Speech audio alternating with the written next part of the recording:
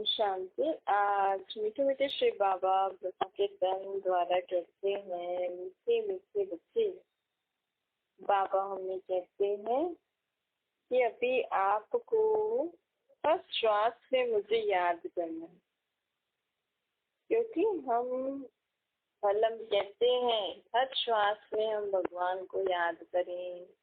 श्वासोश्वास आपका हम नाम लेते, भक्ति मार्ग में लेते भी हैं लोग, राम राम, राधे राधे, कृष्णा कृष्णा। हर धर्म में अपने अपने हिसाब से भगवान का नाम लेते हैं, लेकिन अब भगवान स्वयं आके क्या कह रहे हैं कि वो ठीक नहीं था।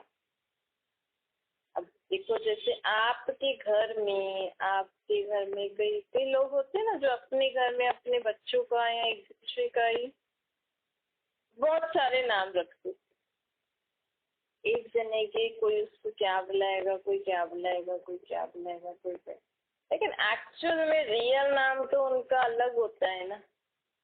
रियल नाम, रियल पहचान जो होती है, कई बार हम लोगों को उनकी रियल पहचान से न जानने के कारण दूसरे लोग उनके बारे में जो जो बताते हैं ना, उस नाम से और उस पहचान से हम उनको जानते हैं।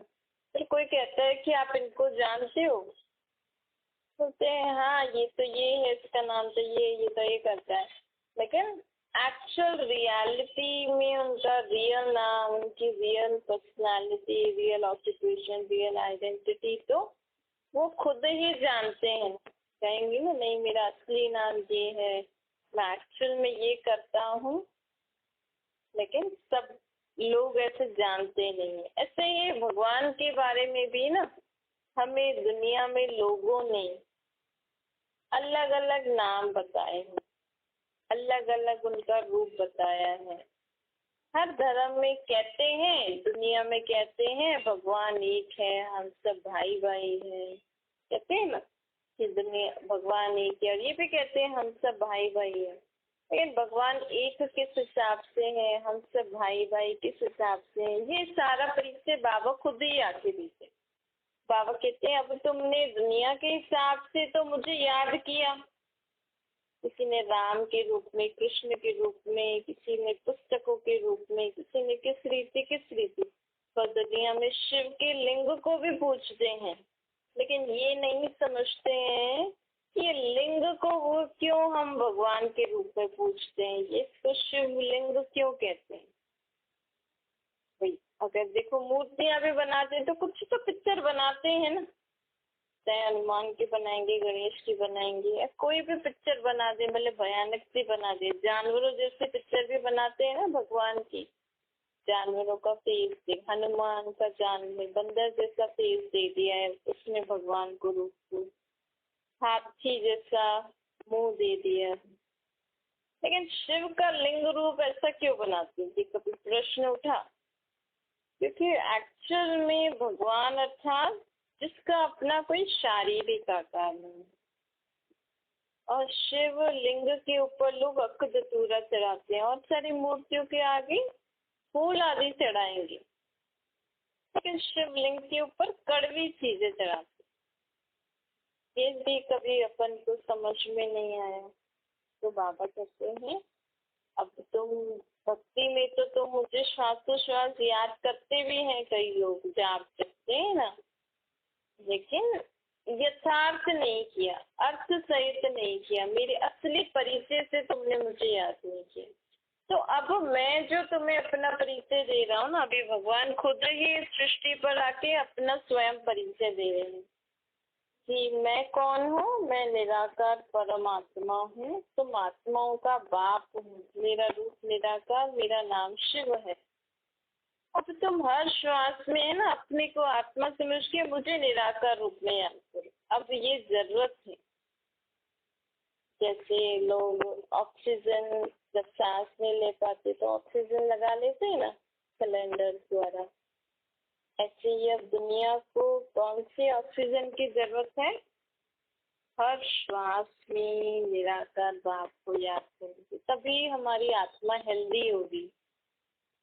क्योंकि अब आत्मा में इतनी शक्ति नहीं है, इतने गुण नहीं है, इतनी समझ नहीं है।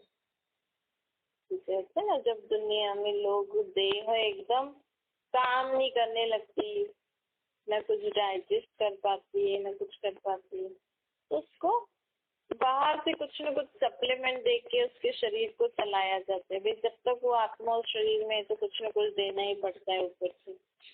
ऐसे ही आत्मा हमारे शरीर में है, लेकिन अब आत्मा में क्या नहीं है? शक्ति, गुण, ज्ञान। जो आत्मा की मूल उसको खुद को चलने के लिए, आत्मा को अपने शरीर को चलाने के लिए, अपने जीवन में सदा सुख शांति से रहने के लिए आत्मा को 3 चीजें की जरूरत होती है: ज्ञान, समझ, गुण और शक्ति। जिसका जीवन देखो, अगर कोई भी कुछ उल्टा सुल्टा काम करता है, लड़ाई झगड़ा करता है, या उल्टे सुल्टे जो भी आजकल दुनिया में भ्रष्टाचार जैसा हो रहा है, तो कहते हैं ना, आपको समझ नहीं है, आप में ये गुण नहीं है, कोई सहन नहीं कर सकता है, तो कहते हैं आप अपने जीवन में कुछ सहन नहीं कर सकते हो, लोगों को परख नहीं सकते हो, सही निर्णय नहीं कर सकते, उससे आपका जीवन में इतनी परेशानियां है, दुख है। तो आत्मा को अपना जीवन सदा सुखी, शांत, खुशी वाला, शक्तिशाली जीने के लिए उसको कौन सी 3 चीजों की जरूरत होती है? ज्ञान, गुण, शक्तियाँ। जैसे शरीर को चाहिए ना प्रोटीन, विटामिन, न्यूट्रिशन, जो जो भी चाहिए होते हैं, ऐसे ही हमारी आत्मा को भी तो चाहिए ना, ज्ञान, समझ चाहिए, गुण चाहिए, शक्तियाँ चाहिए, जीवन में परिस्थितियों को पार करने के लिए शक्तियाँ चाहिए, संबंध व्यवहार में अच्छे कर्म करने के लिए गुण चाहिए, और हर जीवन में हर बात की समझ चाहिए ना। लेकिन अब आत्मा में नहीं है, तो वो कहाँ से मिलेंगे? निराकार परमात्मा, एक ही सोर्स है और कोई सोर्स है ही नहीं। तो कहेंगे अब न्यूट्रिशन बहुत सारी चीजों से मिल सकते हैं, चलो आप ये नहीं खाते तो ये खा लो, ये सूट नहीं कर रहा तो ये खा लो, ये प्रोटीन भी बहुत सारी चीजों में मिलता है, बोलते ये नहीं खा तो ये खाओ। लेकिन यहाँ पे आत्मा में गुण और शक्तियाँ, ज्ञान सिर्फ एक परमात्मा ही भर सकता है, और कोई भी नहीं भर सकता है। भले आप कहो कृष्ण जी भरेंगे, राम जी से हम बोलेंगे, प्रार्थना करेंगे, देवियों से करेंगे, आपके गुरु होंगे, लेकिन उनको भी देने वाला परमात्मा है। तो अभी तक हम इनडायरेक्ट वे से सप्लीमेंट ले रहे थे अपने आत्मा के अंदर। सहन शक्ति चाहिए तो सहनशील देवी की पूजा करते थे, और संतोषी देवी की, मतलब उस देवी की आत्मा को भी परमात्मा दे रहा है संतुष्टता का गुण, और हम उस देवी की मूर्ति से लेते थे। हम ऐसे उनके लिए व्रत रख के, पाठ पूजा करके, और ऐसा अनुभव करते थे कि हाँ देवी अब प्रसन्न हो गई, अब मुझे संतुष्टता का गुण देंगी। लेकिन अब हमें सोर्स पता लग गया, भाई संतोषी देवी की आत्मा को भी संतुष्टता किसने दी? परमात्मा ने। कृष्ण को भी इतना सर्वगुण संपन्न, 16 कला संपूर्ण निर्विकारी, संपूर्ण निर्विकारी, अहिंसक, मर्यादा पुरुषोत्तम किसने बनाया? परमात्मा ने। कृष्ण के शरीर भी है, उसके शरीर में भी आत्मा है, आत्मा का बाप तो एक परमात्मा ही है ना। उनकी आत्मा में भी भगवान ने ही ये सब भरा है, सर्वगुण सर्व शक्तियाँ। तो अभी तक हम कृष्ण की मूर्ति घर में रखकर कृष्ण से ऐसी प्रार्थना करते थे, सोचते थे कृष्ण हमारे पर दया दृष्टि रखेंगे। लेकिन अब हमें पता लग गया भाई ये कृष्ण भी काला बना, कृष्ण की आत्मा भी सर्वगुण शक्तियों ज्ञान से खाली बनी, वो भी इन विकारों के वश होकर ऐसी उनके अंदर भी कोई गुण नहीं रहे, कोई शक्ति नहीं रही, इसीलिए उसकी आत्मा भी काली बनी है। कृष्ण की आत्मा भी फिर से परमात्मा को याद करके गुण शक्तियाँ ले रही है। तो अब हमें भी परमात्मा ने अपना परिचय दिया, तो हम भी उनसे ही लेना। जब हमें डायरेक्ट पता लग गया और सहज रीति से, इजी रीति से मिल रहा है, पहले तो कृष्ण से लेने के लिए कृष्ण की पूजा करो, कृष्ण की मूर्ति को नहलाओ धुलाओ, अच्छे कपड़े पहनाओ, फिर उसकी पूजा करो, फिर कभी कभी उनके नाम का व्रत भी रखते थे, उनको भोग भी लगाते हैं, उनके मंदिर में भी जाना पड़ता था। कितनी मेहनत करके हमें हमारे ऊपर कृष्ण जी की आत्मा प्रसन्न होती थी, तब हमें वो मिलता था। यही सोचते हैं ना भक्ति मार्ग में लोग, पर कहते हैं उसको, कृष्ण को भी अपना माता पिता समझते हैं, लेकिन समझ थोड़ी थी अगर माता पिता है तो इतनी मेहनत थोड़ी करवाएंगे हमसे। लेकिन बिना समझ से हमने जो भी किया, मेहनत करी, लेकिन प्राप्ति हुई। आप में सारे गुण, सारी शक्तियां, सारी समझ आई, क्योंकि देने वाला तो परमात्मा है ना। हमने तो कृष्ण के थ्रू चाहा था कि हमें मिले, लेकिन कृष्ण जी की आत्मा भी खुद भी ले रही है। अभी खुद तो जब भरपूर हो तो ही तो हमें देंगी ना। तो अब हमें समय कौन सा है? हर श्वासोश्वास भगवान को याद करना। कौन से रूप में? निराकार रूप। तब ही हमारी आत्मा में सारी गुण शक्तियां आएंगी, तब ही हमारे जीवन में सुख शांति खुशियां आएंगी, तब ही हमारे जीवन में हमारी आत्मा के ऊपर जो जन्म जन्मांतर के पापों का बोझा है, जो विकर्म हमने किए हैं, विकारों के वश होकर कर्म जो हमने किए हैं, उनसे भी हम तभी मुक्त हो सकते। और कितना सहज है, मेहनत लग रही है इसमें। क्या हमें बाबा ये थोड़ी कह रहे कि आप मेरे नाम का व्रत रखो, या मेरी पाठ पूजा करो, या मुझे मालाएं चढ़ाओ, या मेरे को ये भोग लगाओ। नहीं, बाबा तो ये कहते हैं देह से न्यारी आप आत्मा, और मेरे को निराकार रूप में याद करो। आप खाओ पियो उठो बैठो चलो, बस उस अब विधि चेंज करनी है। अब आप भले ही राम राम कृष्णा कृष्णा जपते थे, याद करते थे, लेकिन अब किसको याद करना है? निराकार। और वो संबंध क्या है? उनका मेरा संबंध है कि वो मेरे बाबा हैं। तो इस रीति से हमें, जब हम हर श्वास में परमात्मा की याद में रहेंगे ना, तो हमारा जीवन सफल हो जाएगा, हमारा समय सफल हो जाएगा, हम आत्माओं को प्राप्ति होगी। अभी तक दुनिया में लोगों ने दैहिक रूप में भगवान को याद करने, स्थूल चीजों के जरिए भगवान को याद करने के लिए सिखाया। हमें सिखाते हैं ना सब लोग। आप अपने छोटों को सिखाओगे, इनको पूजो, ये करो वो करो, आपको किसी ने और ने सिखाया होगा। लेकिन अब स्वयं परमात्मा हमें अब उनको कैसे याद करना है वो सिखाने आए, विधि बताने आए। विधि बता के कहते हैं अब जितना आप करोगे उतना आपको प्राप्ति हो जाएगी। सहज प्राप्ति है ना, क्योंकि बाप बच्चों से मेहनत थोड़ी कराएंगे।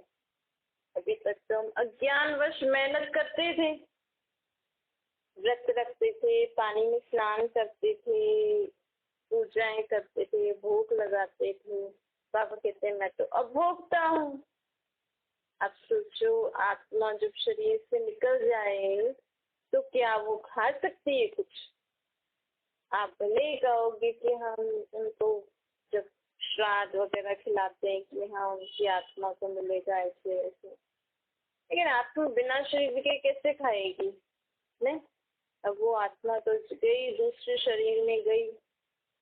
लेकिन लोग ऐसे खिलाते हैं, दुनिया में ऐसे बना रखे सिस्टम, तो सिस्टम से चलते भी हैं फिर।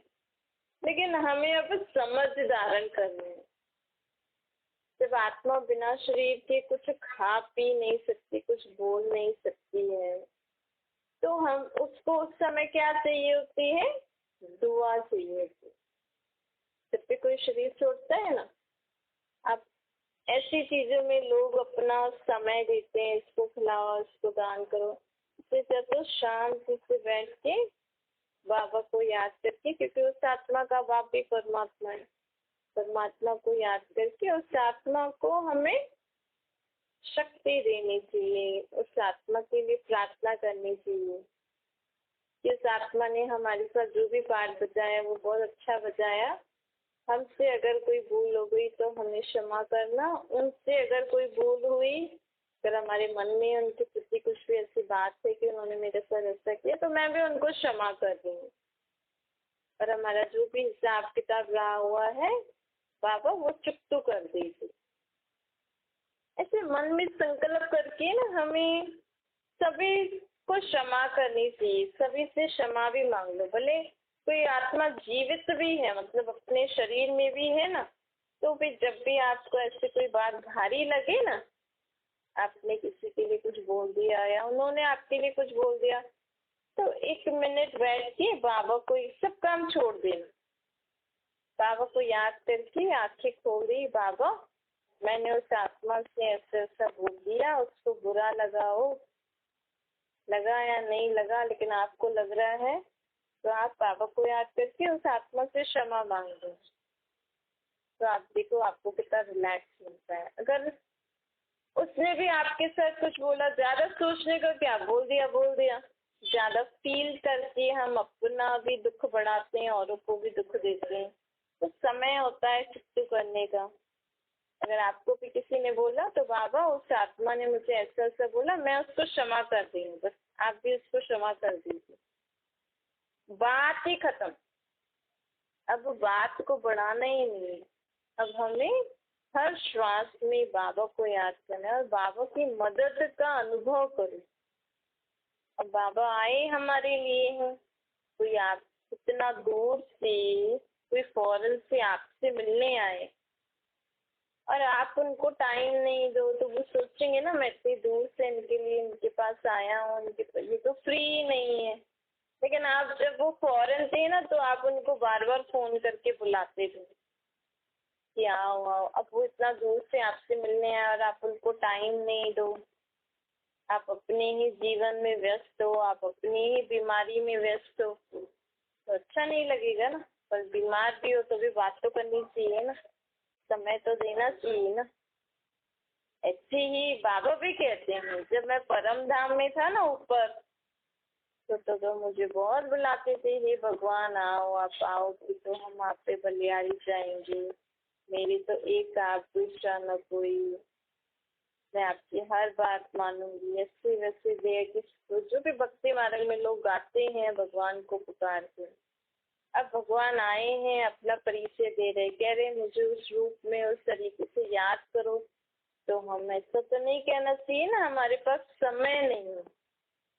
अरे जिसको आप इतना समय से बुला रहे थे उनको याद करने का समय नहीं है, उनसे बातें करने का समय नहीं है। तो बाबा कहते हैं भले आप उनको किसी भी रूप में याद करते थे, लेकिन अब उन्होंने, अब आप सोचो हमने उनको जिस भी परिचय से याद किया वो ठीक नहीं था ना, तो हमें मानना चाहिए ना कि भगवान का कृष्ण जैसा रूप नहीं है। कृष्ण भगवान नहीं है, कृष्ण देवता है। कृष्ण जी को भी ऐसा सर्वगुण संपन्न, 16 कला संपूर्ण निर्विकारी अहिंसक मर्यादा पुरुषोत्तम बनाने वाले भगवान परमात्मा है। आप जिन भी देवियों को पूछते हैं, जिन भी देव को पूछते हैं ना, कहते भी है ना ब्रह्मा विष्णु शंकर देवताएं नमः, शिव परमात्मा, शिव बाबा ही सभी को देने वाले, एक वो निराकार परमात्मा ही सर्व को देने वाला है। तो हमें समझ दे रहे हैं बाबा, तो समझ धारण करनी चाहिए ना, समझना चाहिए ना भाई, ऊंच से ऊंच हमारा दुनिया में देखो, जिसका भी शरीर है ना, सबका शारीरिक आकार, शक्ति शरीरों में आत्मा तो होती है। सर्व बापों का बाप भी वो हमारा बाप परमात्मा, सर्व टीचरों का टीचर भी सबसे बड़ा वो निराकार टीचर। आज तक किसी स्कूल में किसी टीचर ने ये किसी को नहीं सुनाया होगा कि इस सृष्टि में द्वापर थे, तो फिर भी बताते हैं हिस्ट्री ज्योग्राफी में द्वापर युग का फिर भी बताते हैं थोड़ा बहुत, लेकिन द्वापर युग से पहले सत्य त्रेता में क्या था, पूरे चक्कर का ज्ञान आपको कोई टीचर नहीं दे सकता। हर कर्मों की गुह्य गति कोई टीचर आपको नहीं सुना सकता। आजकल जो वैल्यूज जो होती हैं जीवन में, उसको जीवन में कैसे धारण करें वो नहीं सिखा सकता। आपको बोल सकते हैं, आपको सिखा सकते हैं आप कि आपको बड़ों का आदर करना चाहिए, सम्मान करना चाहिए, सबको क्षमा करना चाहिए, सब आपको चीजें सिखाएंगे, लेकिन कैसे आत्मा वो अंदर धारण करे, उसकी शक्ति वो कोई भी नहीं दे सकता। आज आप सर्व गुरुओं का गुरु भी हमारा निराकार परमात्मा शुद्ध गुरु। दुनिया में कोई गुरु है जो आपको मुक्ति, जीवन मुक्ति का रास्ता बताए? है? आपको किसी गुरु ने बताया कि आप ये करोगे तो आपको मुक्ति मिल जाएगी? मुक्ति का अर्थ क्या होता है यही हमें नहीं पता। अब बाबा हमें बताते हैं। बाबा कहते हैं इस सृष्टि चक्कर से किसी को मुक्ति मिल ही नहीं सकती, जबकि मैं भी शरीर नहीं लेता तो भी मुझे इस सृष्टि पर आके पाठ बजाना पड़ता है। किसी भी आत्मा को इस सृष्टि चक्कर का जो ड्रामा चल रहा है ना, इससे सदा के लिए मुक्ति नहीं मिल सकती। भले वो एक जन्म के लिए ही आए, लेकिन आना सभी आत्माओं को है। देखो भगवान भी अशरीरी है, फिर भी आए हैं ना। अगर कोई गुरु, देखो अगर कोई गुरु को मुक्ति का रास्ता पता होता तो पहले वो खुद मुक्त हो जाते हैं ना। आज देखो सब गुरु साधना करते हैं ना, जो भी देहधारी गुरु संत सन्यासी हैं, वो सभी खुद भी मुक्ति के लिए भगवान की साधना करते हैं, भगवान को याद करते हैं। हम उनको भगवान का परिचय नहीं है, फिर भी वो ब्रह्म तत्व को याद करते हैं ताकि हमें मुक्ति मिले। जब उनको ही नहीं मिले अभी तक, तो आपको कैसे राह दिखाएंगे वो? जीवन मुक्ति अर्थात जीवन में सुख शांति कैसे मिले, वो उन्होंने देखी ही नहीं है दुनिया। देखो कोई भी गुरु लोग करते हैं ना, वो यही कहते हैं कि हमें मुक्ति प्राप्त करनी है। गुरु नहीं बोलेंगे कि आप जीवन मुक्ति हम दिला सकते हैं, मुक्ति के लिए फिर भी बोलते हैं, लेकिन वो खुद भी तप करते हैं। जीवन मुक्ति वो कहते जीवन मुक्ति मिल ही नहीं सकती, क्योंकि उन्होंने सत्य के सुख देखे ही नहीं है। वो हमेशा गुरु लोग जो होते हैं, क्योंकि वो आए हैं द्वापर के अंत में, उन्होंने द्वापर कलयुग की दुनिया देखी है, दुख की दुनिया देखी है, ऐसी दुनिया देखी है जहाँ सुख का आविष्ट समान है। इसलिए सोचते इस दुनिया में सुख हो ही नहीं सकता है। लेकिन हमने सुख शांति की दुनिया देखी है, तो हम भगवान से क्या प्रार्थना करते हैं कि हमें सुख शांति दो। लेकिन जो भी संत सन्यासी होते हैं ना, वो भगवान से शांति की कामना करते हैं, सुख की नहीं करते। लेकिन गृहस्थी लोग किसकी कामना करते हैं? जो देवी देवताओं को पूजते हैं ना, वो देवी देवताओं से सुख शांति के लिए प्रार्थना करते हैं, भगवान से सुख शांति के लिए करते हैं। क्यों? क्योंकि हमने सत्य के सुख देखे हैं, हमने स्वर्ग देखा है ना, उन्होंने नहीं देखा। उन संत सन्यासियों से भी बड़े हम आत्माएं हैं, क्योंकि हमने भगवान की स्थापन की हुई धर्म में हम उस धर्म के लोग हैं। और फिर से भगवान अभी हमें मिले हैं, हमें अपने असली धर्म में ले जाने के लिए, हमें सुख शांति देने के लिए। भगवान कभी नहीं कहते कि आप घर बार छोड़ के सन्यासियों जैसा जीवन जियो, नहीं। भगवान ने लक्ष्मी नारायण को राज्य दिया, भगवान ने देवी देवता धर्म की स्थापना की, सन्यासी धर्म शंकराचार्य ने स्थापन किया। जो लोग सन्यास करते हैं और कहते हैं ना हम ही शिव हो, हम है, खुद को ही शिव बोलते हैं, हम ही शिव है। कितना बड़ा पाप है। हम बोले कि नहीं ये साधु संत सन्यासी बहुत बड़े हैं, लोग इनसे डरते हैं कि कहीं हमें श्राप न दे दे। लेकिन इन्होंने सबसे बड़ी भूल क्या की है? अपने को शिव हम, शिव जैसा, एक तो शंकर और शिव को मिला दिया, फिर खुद ही वैसा स्वरूप धारण करके कहते हैं हम ही शिव है। ये सबसे बड़ा पाप है। बस सन्यासी पवित्र रहते हैं, लोगों का दुख दूर करते हैं, लेकिन ऐसी ऐसी जो बातें बोलते हैं ना, शिव हम, श्री श्री का टाइटल अपने ऊपर रखते हैं।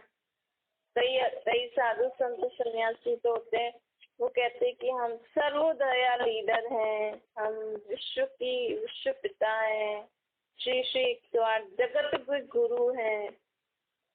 भगवान के टाइटल अपने ऊपर रखने वाला कितना गलत बात है ना, तो उनको पाप तो चढ़ना ही चाहिए ना। तो भले ही वो और अच्छा काम करते हैं, लेकिन भगवान का टाइटल अपने ऊपर रखते हैं ना, तो ये पाप उनके ऊपर चढ़ता है। तो देखो, कम से कम हमने भगवान को तो पहचाना, हमने भगवान के का टाइटल अपने ऊपर तो नहीं रखा ना। हम तो अपने को साधारण मनुष्य ही समझते हैं ना। और सबसे बड़ी बात, हमने अब पहचान लिया कि हाँ, ये मेरा ही बाबा है, मैं ही आत्मा हूँ और ये मेरा ही निराकार बाबा है, जो अब इस सृष्टि पर आकर मुझे फिर से सुख शांति की दुनिया में लेके जा रहे हैं। और जो लोग नहीं पहचानते हैं, जो अपने को ही भगवान मनवा के पूजवा रहे हैं, वो कैसे जाएंगे? नहीं, अगर उनको पता भी लग जाएगा कि भगवान सृष्टि पर आ गए, उनका यथार्थ परिचय ये है, तो वे समझ भी जाएंगे, मानेंगे नहीं। सोचेंगे हम मान गए तो हमारे फॉलोअर्स का क्या होगा। तो बाबा अब हमें ये कहते हैं कि अब जिस भी रीति से आपने मुझे याद किया, लेकिन अब मैं खुद आया हूँ और तुम्हें अपना यथार्थ परिचय दे रहा हूँ। अपनी को आत्मा समझो और मुझे निराकार रूप में याद करो, और हर श्वास में याद करो, क्योंकि समय बहुत थोड़ा है और हमें अपने पापों से मुक्त होना है, स्वर्ग का वर्षा लेना है। बाबा अब हमें स्वर्गवासी बनाने हैं। अच्छा, मीठी मीठी शुक्ल के बच्चों प्रति माता पिता बाप दादा का याद प्यार और गुड मॉर्निंग। रूहानी बाप जी, हम सभी रूहानी बच्चों को नमस्ते। हमारी भी रूहानी माता पिता बाप दादा को याद प्यार गुड मॉर्निंग और नमस्ते।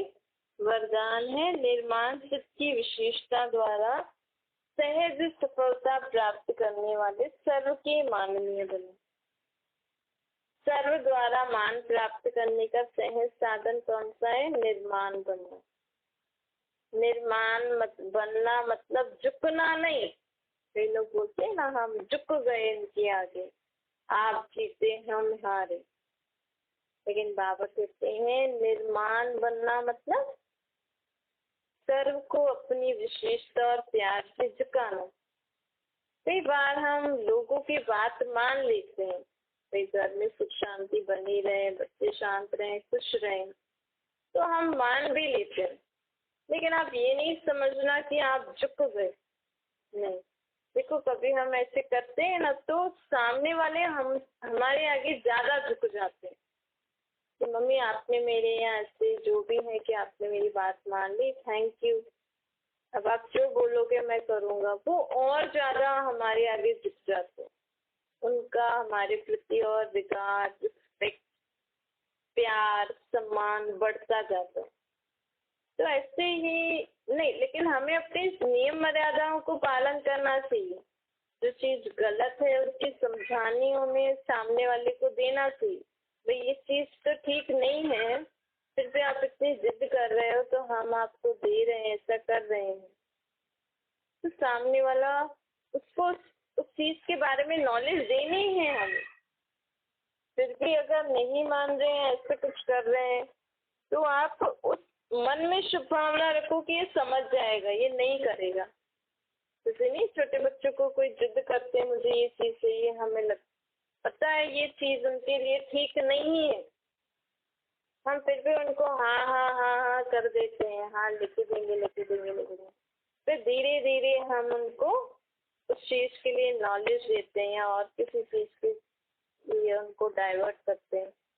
ऐसे ऐसे करके वो बच्चा वो आप ही समझ जाता है क्या ठीक है क्या नहीं है, तो वो मान जाते हैं। तो बाबा कहते हैं निर्माण चित्त बनो, निर्माणता का गुण धारण करो, क्योंकि अभी समय प्रमाण ये गुण बहुत जरूरी है। अब हम अपना अहंकार दिखाएं, हम अपनी जिद करें, हम अपनी मान मैं क्यों झुकूं, इस पे अगर हम चलेंगे तो फिर वही घरगृहस्थी में कलेश या कुछ कुछ ऐसा होता ही रहता है। लेकिन बाबा कहते हैं इस गुण को सहज धारण करके और सफलता प्राप्त करो, और इससे आप सर्व के माननीय भी बन जाओगे। स्लोगन है, नॉलेज की शक्ति धारण कर लो तो विघ्न वार करने के बजाय हार खा लेंगे। हर परिस्थिति को कैसे पार करना है इसकी समझ हमारे अंदर होनी चाहिए। तो उस समझ के कारण हम उस विघ्न में भी जीत प्राप्त कर लेंगे।